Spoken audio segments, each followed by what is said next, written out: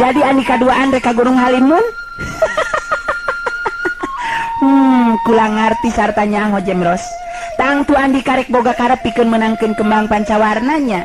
Hebat. Memang satujuan atuh lamun kitu mah. Ngan terus serang sahawai moal aya nu bisa menangkeun eta kembang pancawarna kajabat ti Sari Langking. Karti. Sari Langking beuki nembongkeun sikepna nu taya ka Gimir. Bener-bener bikang nu galak ieu mah ieu Jaro. Dewek jadi beuki panasaran asa imbang kagalakan jeung Ajen Pangartina. Sari Langking, anu bakal menangkeun kembang pancawarna moal aya dua jalma. Sabab iwal ti dewek nu bakal menangkeun eta kembang. Jadi ku ayeuna kitu leuwih hade ayeuna mah andi kabalik. Teu kudu capek-capek hayang ka Gunung Halimun sabab moal hasilnya pamaksudan. Ki Jemros teh eleh-geleng dina sikep jeung caritanana. Sedengkeun Ki Jaro geus teu pati loba ngomong ayeuna mah sabab hatena masih keneh dieunteupan ku rasa salempang. Upama bener ieu awewe teh Sari Langking nu kungsi aya hubungan jeung Ki Buyut Ireng.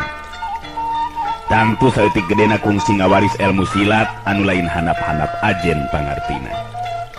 Sari Langking kadenge harita nyarita deui sikep jeung caritaana leuwih galak ayeuna mah.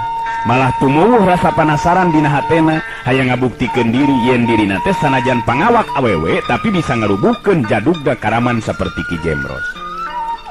Jemros, andika tong ngarasa sombong sepeda jadi jadugna karaman gempar karoban.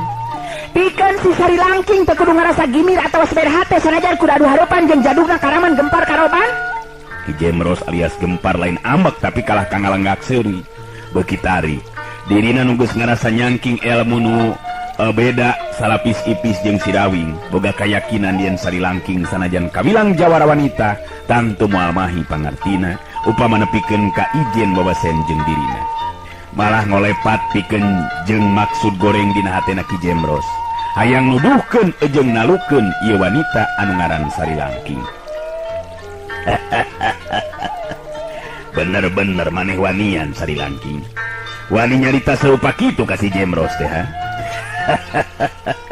Sanajan kitu dewek teu ngarasa kaget sabab biasana awewe anu galak saperti anjeun tantu bakal leuwih galak jeung nyugemakeun upama parang gulei di tempat sare paduduaan. Ki Jemros mimiti kurang ajar caritanana ngahaja sangkan muntab panas hatena ku cara kitu tantu bakal leuwih laluasa pikeun Ki Jemros dina nunukeun Sari Langking. Ijiran gempar alias Ki Jemros memang tenyalahan. Katingali banget Sari Langking jadi semubeureum lantaran bedahna amarah jeroen dada. Srog Sari Langking ngalengkah maju bari sorot panona semuhurung. Terus nyarita deui dina kaayaan saya gadiri. Andika nu ngadua kalian. Andika nu sukuduna balik deui Jemros. Sabab bawa hartina. Capek-capek lu mampah ka Gunung Halimun sabab balikan ukur ngali gincing mulangan ukur ngalongkewang hak bagian pikeun Andika kudu menangkeun kembang pancawarna. Lagi hade jaga ta sungut teh bisa dibebekeun ku aing. Bener-bener sombong maneh Sari Langking. Kudu ditebus ta kasombongan teh. Urang coba ayeuna di dieu tangtukeun saha nu ngabogaan hak pikeun nuju ka Gunung Halimun sarta menangkeun kembang pancawarna. Sari Langking nu memang geus leuwih ti heula ka hudang amarahna langsung muka sabuk pecutna kawilang senjata ampuh andalanana mangrupa pakarang istimewa nu geus meunang nyaluyukeun jeung jurus-jurus ilmu silat tandang maruta warisan Ki Buyut Ireng. Langsung Sari Langking ngawangun pasangan. Ki Jaro nyingkir mundur ka tukang sedengkeun gempar alias Ki Jemros oge ngarti yen Sari Langking moal samata-mata nguntup ka manehanana lamun teu boga ilmu nu jadi andalan dirina. Dumasar kana eta kaayaan Ki Jemros langsung saega diri dina ilmu silat tapak jaladri. Sakumaha geus pada mafhum, gempar alias Ki Jemros dina waktu ayeuna geus nyangking dua ilmu andalan. Nyata ilmu silat tapak jaladri jeung acirung karoban hasil leuleman ilmu-ilmuna tina kitab pusaka dahana bogana guruna Darmaji ti Tatarwetan teh. Anu mangsa dipake patalak jeung Sirawingan ukur beda salapis ipis dina hal ajen tahapan pangartina. Ningali Ki Jemros ngabangun pasangan nu kawilang aneh ngageter hate Sari Langking. Aing aya ngabuktikeun ka ieu jelema yen si Sari Langking lain awewe anu gampang dihina kitu wae. Ngan lamun nya diri aing nepikeun ka eleh teu salahna lamun ngadeuketan ieu lalaki.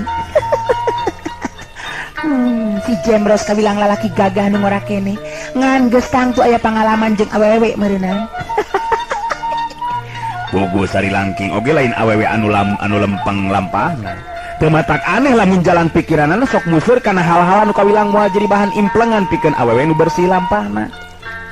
Sasatna naksir kana kayan lawan anu dumasar tina rasa pangaresep jeung geteran birahi hiji wanita. Ari Ki Jemros geus sayaga diri dina pasangan jurus tapak jaladri. Kawilang ilmu ampuh nu ngabahayakeun pikeun jiwa lawan. Batetepan bantrok Ki Jaro ngabandungan kana lumangsungna eta kayaan dibarengan ku hate anu kaketegan. Sabab lumangsungna tarung ijen wawesen geus tangtu bakal tepi kana tarung dina tahapan ajen pangarti nu teu bisa disajajarkeun jeung jago biasa. Sok coba-coba maju sari langking. Dewek ge hayang nyaho kumaha kahebatan nu ngaran sari langking. Sor maju sari langking. Sari langking anu memang geus sayaga ti tadi keneh dina jurus ampuh ulin tandang maruta. Geus temikeun di waktu langsung harita luncatnya corelat maju narajang sabuk pecut tina leungeun katuna ngahiup bambaraan ngarah kana sirah terus notog kahanap ngarah kana dada lawan. Tapi Gempar alias Ki Jemros memang geus nganyahwankeun kan ayana panarjang lawan ngabahayakeun. Barang jeung ngagilirna awak kagigir nyingkaan panarjang lawan Ki Jemros metakeun leungeunna anu ngandung keterkakuatan ilmu tapak jaladri. Dari deug sari langking mundur ka tukang sababaraha lengkah dibarengan ku hate anu ngaranyung kaget sabab sapuk pejutna tetela bisa ditakis ku leungeun Ki Jemros. Serog harita sari langking ngawangun di pasangan di barung ku hatena beuki panasaran. Nah ngukur sakitu geuningan kakuatan Andika teh. Anjeun sari langking. Coba gerak keterukeun terus ilmu sarta kakuatan Andika dina awak tu ayeuna. Teu sabaraha geuning kadigjayan Andika sari langking.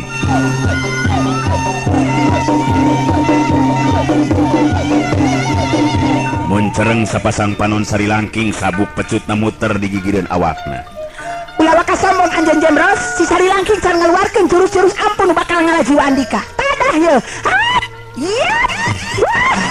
Sari langking harita ngajerowok tarikna keranan teu sabaraha geuningan cenah kadigjayaan Ki Jemros anu harita aya di sanghareupeunana. Ngan harita dina mangsa pecut keur nguak ngawik.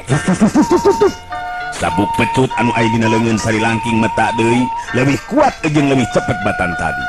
Ki Jemros sadar kana kayanan sari langking ayeuna ngaronjatkeun daya panarajangna, tapi ilmu tapak jaladri memang ngandung keterkakuatan taraga lapisan anu leuwih kuat batan kakuatan sari langking. Teu matak aneh upami pikeun nu kasakitu kalina mangsa bantrok antara sabuk pecut jeung leungeun Ki Jemros. Sari langking ngajarijeg mundur di katukang. Cebrod tenggelan Ki Jemros kena kana lebah iga burungna sari langking.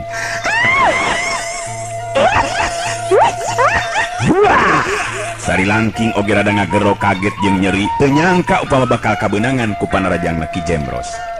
Sari langking nguseurkeun paneutupna ka Ki Jemros bari ngupat jero hatena. Tetela nya lain ngaran kosong Ki Jemros teh. Dua kali diri aing ngaranapan adu hareupan jeung jago anu bener-bener teu bisa dianggap enteng ilmuna. Tapi asana teh beteu yakin upama ilmu silat tandang maruta teu bisa ngelehkeun si Jemros. Nu matak aneh teh ramo-ramo leungeunna jadi heuras jeung teuas nya kitu di leungeunna aing bener-bener teu ngarti ngagunakeun ilmuna nahaun si Jemros. Hayo taker tanaga jeung pangabisa Andika sari langking. Urang buktikeun saha nu leuwih punjul di antara urang duaan dina waktu ayeuna. Ulah tak kabur Jemros, awas ye.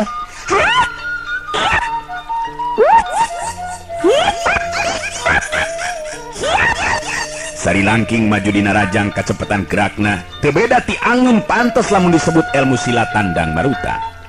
Ngan orokaya atuh Gempar alias Ki Jemros oge geus leuwih ngahangkeutkeun ilmuna. Dirina hayang mere bukti ka sari langking yen ngaran Ki Jemros boga kamampuan leuwih punjul batan lawan.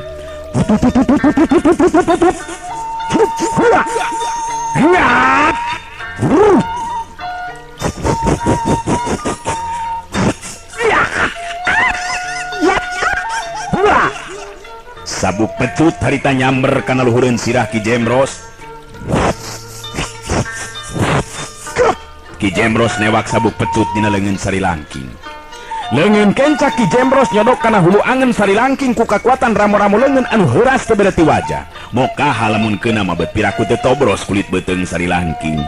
Lantaran eueuh di jalan jeung cara pikeun nyingkahan panarajang lawan, kapaksa sari langking narik mundur badanna ka tukang bari ngalepaskeun cekelanana kana sabuk pecutna.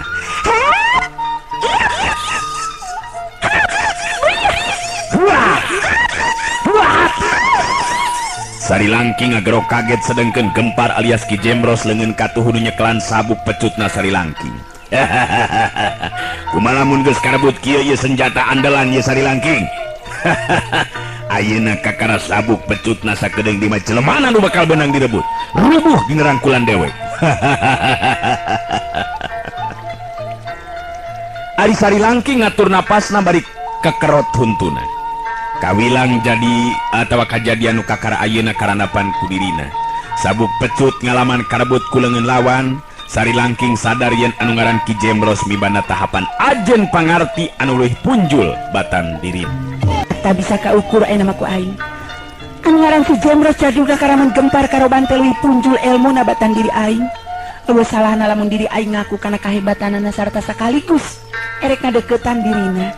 Rek deketan dirinya jeung manehanana tapi masih kene penasaran rek dijajal ku jurus pamungkas ilmu silat tandang maruta. Sari langking nangtukeun sikepna mangsa duhareupan jeung Ki Jembros. Kadengnya deui harita sorak Ki Jembros nyarita. Cobain ari kumaha lamun geus kieu sari langking. Nakeukeul rek diteruskeun atawa kumaha? Leuwih hade serah diri sari langking. Eueuh ti dituna lamun dewek kudu eleh kubikan. Ulah kan nyarita kitu anjeun Jembros. Pikeun si sari langking eueuh ti dituna lamun kudu eleh ku jalma saperti Andika. Sanajan nya jadugna karaman. Katingali sari langking ngawangun pasangan dina wangunan anu kekep jeung kuat. Beda jeung pasangan-pasangan jurus anu tadi. Pugu sari langking memang ngagunakeun jurus pamungkas ilmu silat tandang maruta.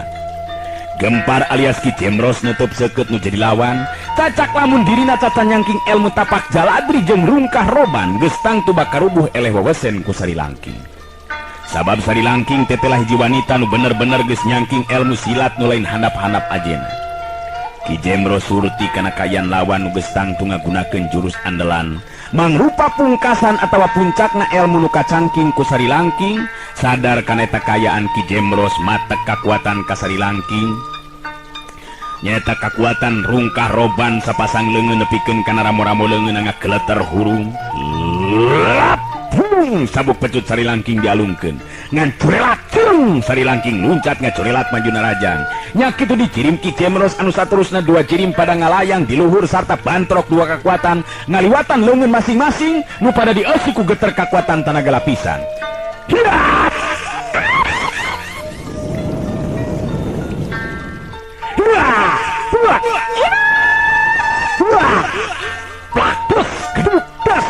Cengkang, kebut cengkang, curalit, celegedeg teh Ki Jembros harita. Sanajan nya ngacengkang ka tukang, tapi bisa kene ngacuralitkeun awakna terus tiba kana lemah dua sukunan apa. Sedengkeun sari langking ngajengkang bari terus ngagedebut kana lemah. Lamun seglain sari langking nu jadi lawana tang tugas ngalayang jiwana mangsa bantrok kakuatan jeung Ki Jembros anu matak kakuatanana rungkah roban teh.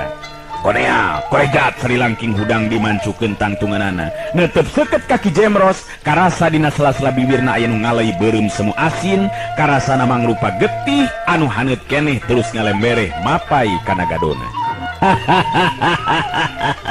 Kumaha masih kene penasaran sari langking? Masih kene kurang yakin kana kemampuan diri kula, Bisi masih kene penasaran, coba urang pino deui. Sari langking gigideug micen kalieur terus nyusuan getih tina sela-sela bibirna. Hatena nyarita sorangan.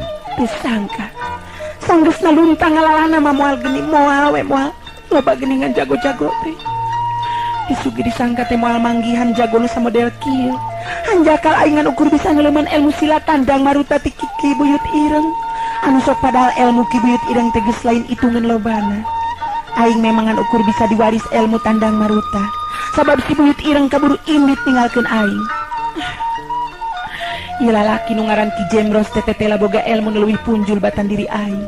Jadi lamun kitu kaya kieu mah aing deukeut sarta pasrah diri ka manehna. Asal aing bisa neleuman ilmuna. Mangrupa ilmu demi mampu ngungkulan ilmu tandang maruta. Kitu kayan esi hate Sari Langking waktu harita. Ningali Sari Langking masih keneh ngajanteng nangtung tapi jelas geus teu dina sikep ngawangun pasangan. Ki Jemros ngarti Sari Langking moal erek neruskeun hanca taruna.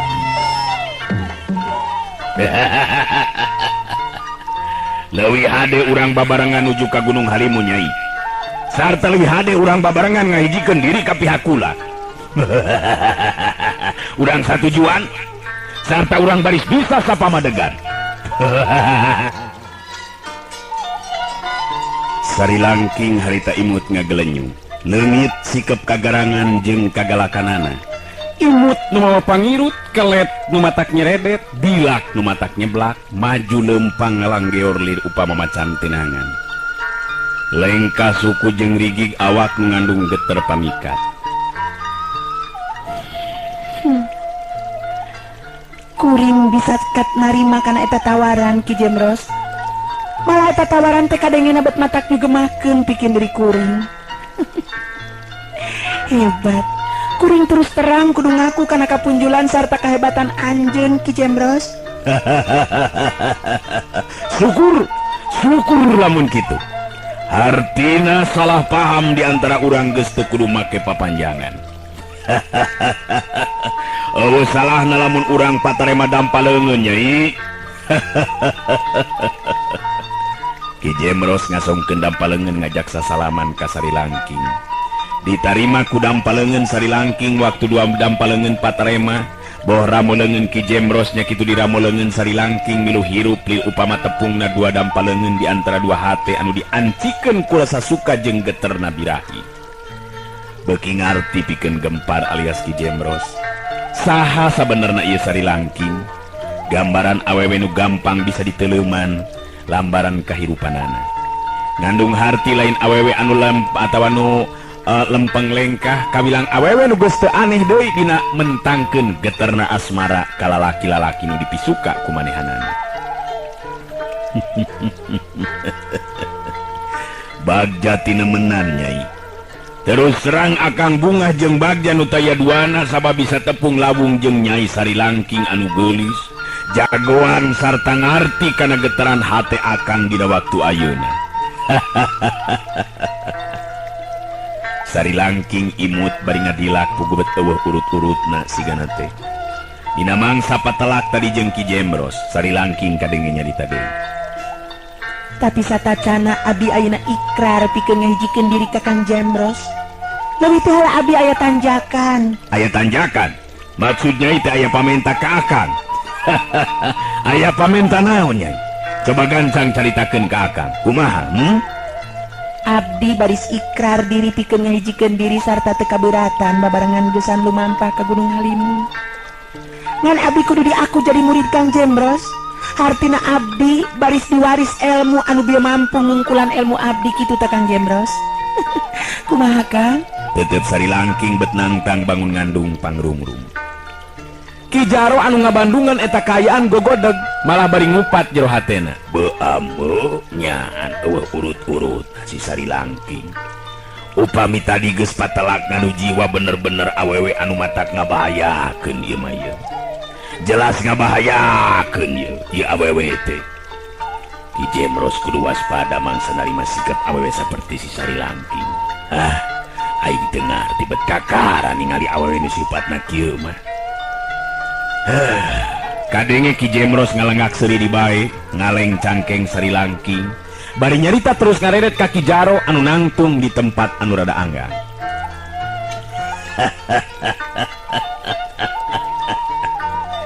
Dewek ayeuna boga batur anu bisa diajakan lumampah ka Gunung Halimun Jaro. Samalah kawilang batur dina sagala rupana. Sari Langking, Nyai, akang teu ngarasa kabeuratan ku tanjakan Nyai bieu. Akang narima kana eta pamenta sarta akang bakal nyumponan kana kahayang Nyai. Kalawan syarat lantaran Nyai jadi murid akang, tangtu Nyai kudu nurut jeung ulah mungpang kana parentah jeung kahayang akang.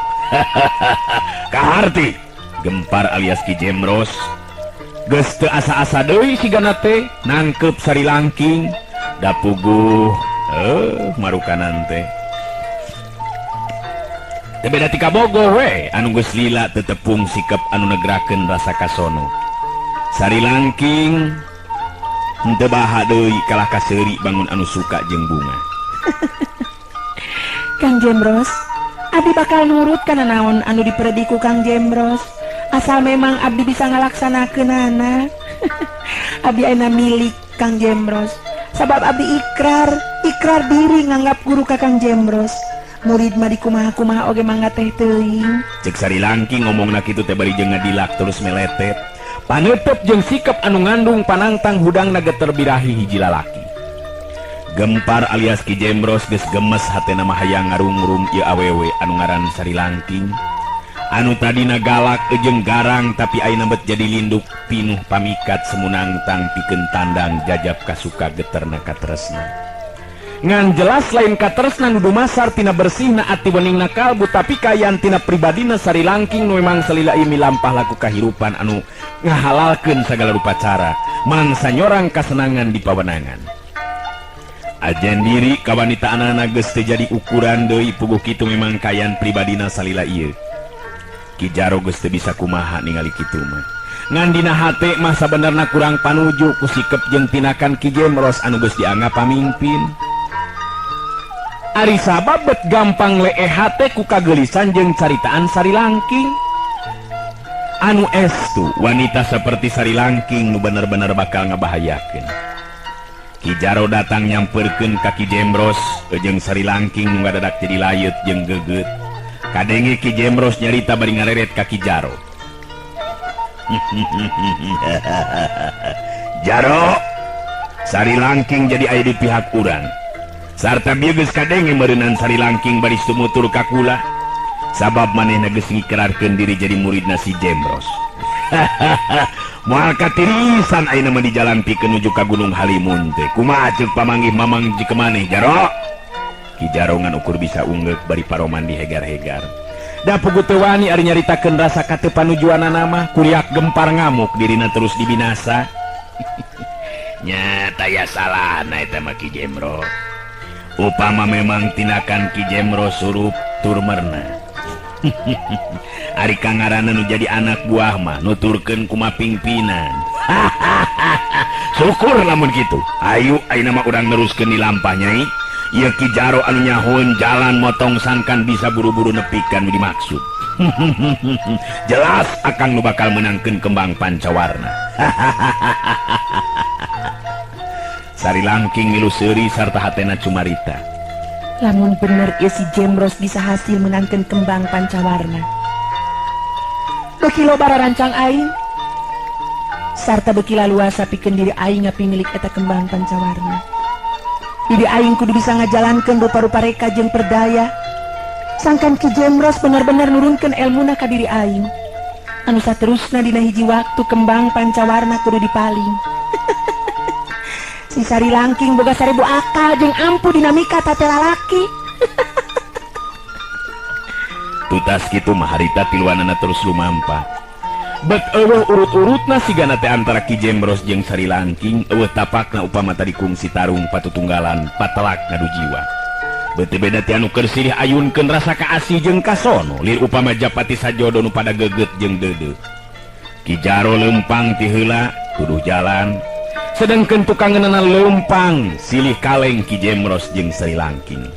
Di tempat sejen katingale anu leumpang segut jeung sumanget pisan sigana teh. Panangaliwat ke pilmuran teu buduh jadi bahan perhatian jalma loba. Sabab kaayaan anu keur lumampah teh tayalian ti Ki Buyut Ireng jeung si Keling. Ngan si Keling kudu ngaku dina hatena. Sanajan nya Ki Buyut Ireng buuk jeung jangot sarta kumisna barodas kabeh. Kawilang geus eueuh pantaranana ku ukuran alam harita estu geus eueuh sasamana tapi dina mangsa leumpang gancang malah sakapeung sok rajen bari jeung lumpat gancang sarta ngaluncatan jungkrang tapi Ki Buyut Ireng bangun anu teu ngarasa capek malah leuwihna ti eta teh tetep we Ki Buyut Ireng nu bisa tepi leuwih ti heula ka lebah tempat anu geus ditangtukeun ku maranehanana duaan dina mangsa lumampah nuju ka Gunung Halimun.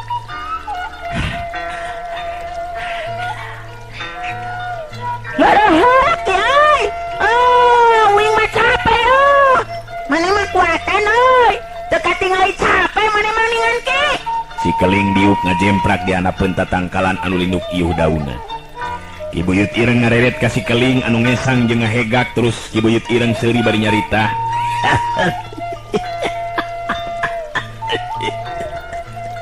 Lebah dieu memang dewek sanajan nya geus kolot pisan jang, tapi masih keneh wani deuleu balap lumpat jeung leumpang gancang paheula-heula tepi ka jero lautan paribasana. Nu matak ilaing bagja jang lamun bisa ngabaris sakabeh ilmu dewek ngarti. Iya euy, uing ge hayang euy jagoan saperti maneh euy. Tapi uing apanan geus janji ka maneh ki euy. Upamanya bapak uing sirawing eleh ku maneh ki euy. Nyaan uing mah rek gugul ka maneh ki euy. Eleuh, waktosna geuning seep. Urang cekapkeun dugi ka dewe latunya. Acara dongeng kiwari kapihatur ku Wakepoh Kiwari neraskeun carios Sirawing Kiwari. Hatur nuhun, permios.